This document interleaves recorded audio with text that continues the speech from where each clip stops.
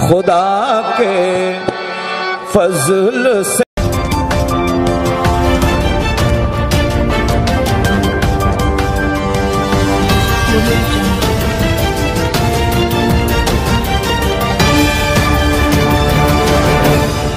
Maizbhandari Gausia hoc committee Bangladesh আশেকানে হক ভান্ডারি শুকর এর মাওলা মঞ্জিলের উদ্যোগের পবিত্র ফাতেহায়ে ইয়াজদাহম সংগঠনের অভিষেক অনুষ্ঠান সিন্নি তাবারুক রন্ধন মিলাদ ও জিকিরের সেমা মাহফিল 31শে অক্টোবর 2025 ইংরেজি শুক্রবার শুকর এর মাওলা মঞ্জিলে আশেকানে হক ভান্ডারি শুকর এর মাওলা মঞ্জিলের সভাপতি মোহাম্মদ আজম এর সভাপতিত্বে সংগঠনের সাধারণ সম্পাদক ইঞ্জিনিয়ার মোহাম্মদ ইব্রাহিমের সঞ্চালনায় শুকর এর মাওলা মঞ্জিল মিলনায়তনের অনুষ্ঠিত হয়। এতে প্রধান অতিথি হিসেবে উপস্থিত ছিলেন বিশিষ্ট মাইজভান্ডারি গবেষক ও লেখক মাইজভান্ডারি গাউসিয়া হক কমিটি বাংলাদেশ কেন্দ্রীয় কমিটির সিনিয়র সদস্য আশেকানে হক ভান্ডারি শুকর এর মাওলা মঞ্জিলের প্রধান উপদেষ্টা ও মাইজভান্ডারি আদর্শবাহী ছাত্র ও যুব সংগঠন জ্যোতি ফোরামের প্রতিষ্ঠাতা ও প্রধান উপদেষ্টা জনাব মোহাম্মদ শাহেদ আলী চৌধুরী মাইজভান্ডারি।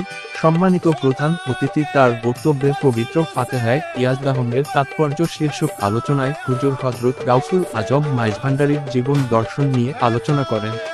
এই সময় এতে উপস্থিত ছিলেন আশেকানে হক ভান্ডারি শুকর এর মাওলা মঞ্জিল ও জ্যোতি ফোরামের সকল পদের কর্মকর্তা সদস্যবৃন্দ। যিনি প্রার্থী হয়েছেন যে কোনোভাবে তাকে তিনি দয়া করেছেন, কারণ গাউসুল আজম দস্তগীর আর গাউসুল আজম মাইজভান্ডারি উন্মুক্ত ঘোষণা ত্রাণ কর্তৃত্ব নিয়ে এসেছেন। গাউসুল আজম শব্দের অর্থ হচ্ছে ত্রাণ কর্তৃত্ব। আমরা অসহায়দেরকে দয়া করার জন্য আল্লাহ রাব্বুল ইজ্জতের তরফ থেকে শ্রেষ্ঠত্ব নিয়ে এসেছেন। সুতরাং এটা দয়ার জায়গা। নিজ দয়া গুণে তিনি দয়া করে সকলের অন্তরে গাউসুল পাকের শান আজমের তুলে ধরেছেন। কারো কথায় কেউ গাউসুল আজম মানতে পারে না। গাউসুল আজম নিজ দয়া গুণে পরিচয় দেন। এই যে শুনলেন কারো হায়াত চলে গেছে, তাহলে আমরা শুনেছি যে গাউসুল আজম দস্তগীর মুর্দা চিন্তা করতেন। এখানে একটা ঘটনাও আছে, এক খ্রিস্টান ফাদ্রির সাথে গাউসুল আজম দস্তগীরের সাথে আলাপ আলোচনা হচ্ছে। খ্রিস্টান পাদ্রী দাবি করে বললেন যে আমার নবী ঈসা রুহুল্লাহ, তিনি মুর্দা চিন্তা করতেন। তিনি কিছু একটা উচ্ছিষ্টকে যদি জিন্দা হও বলতেন, জিন্দা হয়ে যেত। তখন নবীর যুগে কি বলা হতো? কোন বেইজিনিল্লাহ, আল্লাহর নামে জিন্দা হও। কার নামে?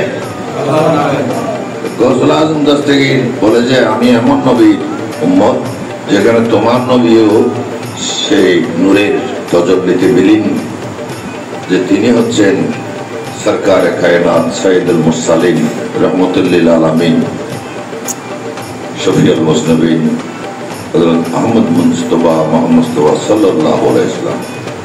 আমার নবী তো উল্টে জগতের কথা, আমি সেই নবীর একজন গোলাম। আমি বললে মুর্দা জিন্দা হয়ে যাবে। শুধু এগুলো না, কি চাও? তখন ছিল একটা, ওই জিনিসটা ছিল কোথায়? আমরা যে কবরস্থান সমাধিস্থল বলি, সমাধিস্থলে। তখন তিনি বললেন যে, কি বললেন? কোন বেইজিনি, আমার নামে জিন্দা হয়ে যাও। তখন সমস্ত কবরবাসী জিন্দা উঠে গেলেন।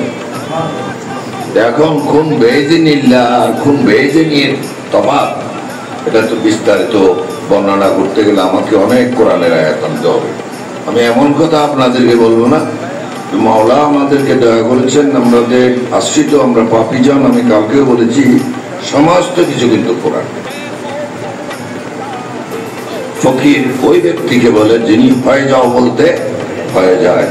আর দস্তগীর যাকে কবুল করেছেন, তিনিও যদি কবুল যাকে করেছেন রুই ভাবে বলেন হয়ে যাও, হয়ে যাবে। কারণ তার তো আর অস্তিত্ব থাকে না, ওই দস্তগীরের নূরানী ছায়া তার উপর থাকে। মাওলা যাকে কবুল করেছেন তিনি যদি বলেন হয়ে যাও, হয়ে যাবে। যাকে কবুল করেছেন, কোন ধরনের কবুল? মাওলা হুজুর মাইজভান্ডারি একটি কালাম করেছেন যে প্রশ্নের অর্থাৎ জানার আগ্রহ ওনার কাছে প্রয়াস করলেন বিশেষ এক অবস্থায় বাবাজান শাহ কারা,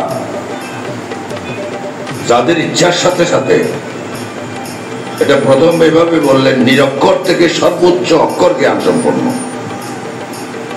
বাংলা, ইংরেজি, উর্দু, ফার্সি, আরবি শিক্ষিত, যাদের ইচ্ছার সাথে সাথে আল্লাহর দরবারে কবুল হয়ে যায়, তারা সবাই শাহ, সারা বিশ্বব্যাপী বিশ্বরী সংসার অসংখ্য শাহ বিরাজ করতেছেন। দেখুন এই কথা কিভাবে বুঝাবো? তাহলে শাহ কারা পোশাক আশাকে আমরা করতেছি, আমরা তাহলে সেই ব্যক্তিত্বকে সন্ধান করতে হবে আমাদের।